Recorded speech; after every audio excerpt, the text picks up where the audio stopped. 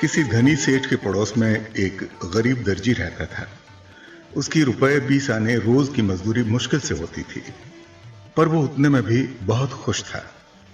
मियाँ बीवी दो ही थे, रहने को छोटा सा मकान था, सस्ते का जमाना था, अच्छा खाते अच्छा पहनते, जोड़ने से उन्हें कुछ मतलब न था। इधर हमारे सेठ साहब की आमदनी का कोई ठिकाना न था, लेकिन जोड़ जोड़ कर धरना और दौलत से दौलत पैदा करना यही उनका काम था। अपने पेट को न पूरा खाना देते न तन को कपड़ा। उनकी सेठानी ने एक दिन अपनी खिड़की से दर्जी और उसकी स्त्री को खूब अच्छा खाना खाते देखा।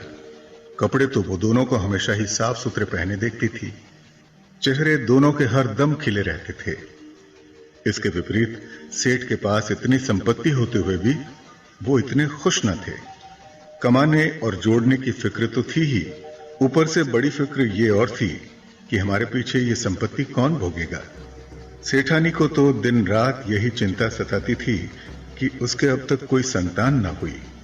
सेठानी एक दिन सेठ के सामने दर्जी के सुखी जीवन की चर्चा करते हुए बोली, मुझे ये गरीब पति पत्नी हमसे कहीं अधिक सुखी दिखाई देते हैं।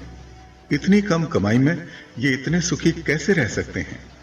सेठ ने कहा, असली बात यह है कि वे 99 के फेर में नहीं पड़े हैं। 99 का फेर? क्या मतलब? सेठ ने कहा, यूं जुबानी बताने में तुम्हें कुछ समझ में नहीं आएगा। इन्हें 99 के फेर में डालकर ही तुम्हें दिखा पाऊंगा। इसके बाद सेठ ने एक रुमाल में 99 रुपए बांधकर एक दिन रात को सेठानी के द्वारा दर्जी के आंगन में डलवा दिए। सवेरे ही दर्जी की स्त्री को रुपयों वाला रुमाल मिला। उसने पति को दिखाया, खोला तो उसमें एक कम 100 रुपए निकले।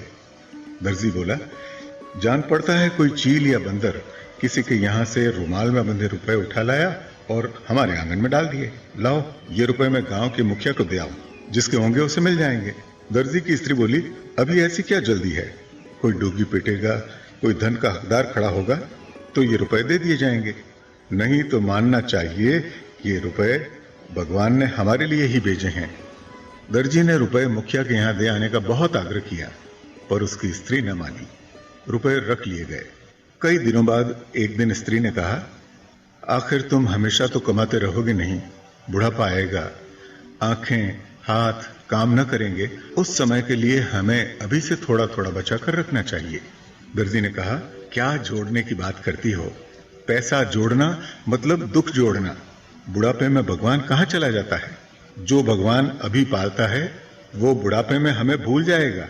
दर्जी की स्त्री बोली, तुम तो फक्कड़ तबीयत के हो, फिर मर्द भी हो, तुम चाहे जैसे गुजर कर सकते हो, पर औरत के तो 100 संकट होते हैं।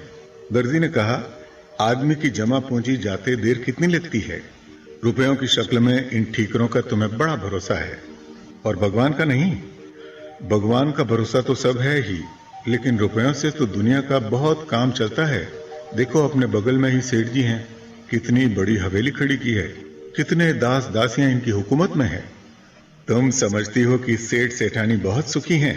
पूछो ना एक दिन सेठानी से, रुपयों से अगर सब कुछ होता है तो एक बच्चा क्यों नहीं कर लेते? रोज ही तो गंडा तावीज करती फिरती है सेठानी। जो हो सो हो, मैं कहती हूं कुछ जोड़ना जरूरी है। मालूम होता है कि इस 99 रुपयों ने तुम्हारे जी में जोड़ने की हवस पैदा कर दी है, इसलिए मैं इस बला को जल्दी से जल्दी घर से बाहर निकालना चाहता हूं। स्त्री अपनी हठ पर अड़ी रही और रोज की आमदनी में से कुछ कुछ बचाकर उस 99 की पूंजी को बढ़ाने लगी। कुछ दिनों में 99 100 हुए। उसे बड़ी खुशी हुई। मन में कहने लगी, आज तो मेरे पास पूरे 100 रुपए हो गए हैं। मैं चाहूं तो कई जेवर इन रुपयों से बनवा सकती हूं। धीरे धीरे रुपए बढ़ने लगे और दंपत्ति का सुख घटने लगा। खाने पीने पहनने ओढ़ने में कमी होने लगी। दोनों के चेहरे भी उतने खिले खिले नहीं दिखाई देते। चेहरों पर कुछ चिंता छाई रहने लगी। सेठ ने एक दिन सेठानी से पूछा, अपने पड़ोसी के हाल कहो। सेठानी बोली, अब तो हमारी सी दशा उनकी भी हो गई है।